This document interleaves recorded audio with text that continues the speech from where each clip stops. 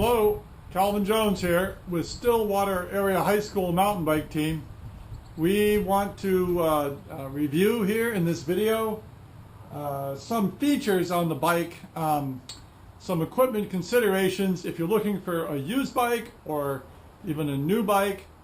There's a lot of good stuff out there. There's too much in the way of good components to really cover clearly. In this video, we want to review some components that indicate the bike may be a bike to avoid. So what not to get, what not to be considering.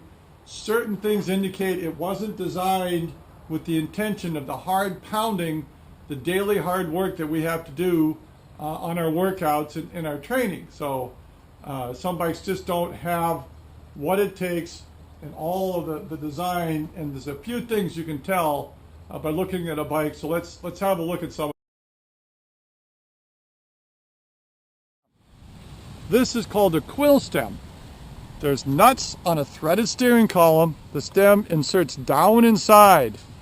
This is found on less expensive bikes, older bikes.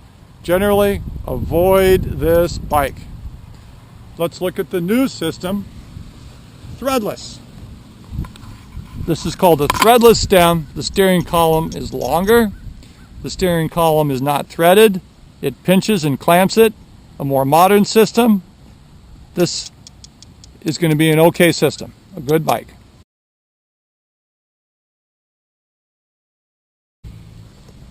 For wheels, this one is a solid axle with a nut. It's going to hold on strong. It's going to be fine that way. But generally, it's on a less expensive bike. It's not going to be the kind of bike that's going to hold up. A better bike is going to have a quick release skewer or what's called a through axle. So this lever here and this nut on this other side indicate it's a quick release wheel. The wheel can be moved easily for a flat tire. So that is going to be on a better bike.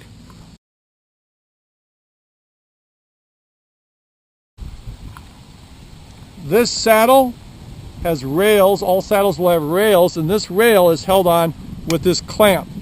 This is a non-integrated clamp. It's a simple straight seat post with a stamped bracket and two nuts.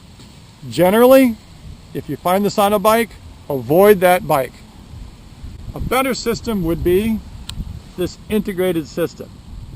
So the casting is all made with the bracket built into the system that's going to bolt the rails to the post, and that's bolted to the bike.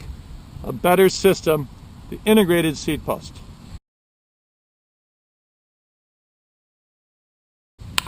This crank arm is aluminum.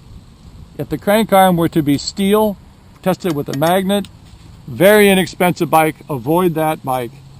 This chainring, however, they're steel, that's not the problem. This is pinned permanently. So 3 chain rings here are permanently fixed to this arm. If you wear out a ring or bend a ring, you're buying the whole crank set. So if you see this on a used bike or a new bike, generally avoid that bike. This crank arm, aluminum, but check also here, these bolts. This ring bolts on separate. So here, you wear out a ring or you smash a ring, we can replace just that ring. So that is a better system.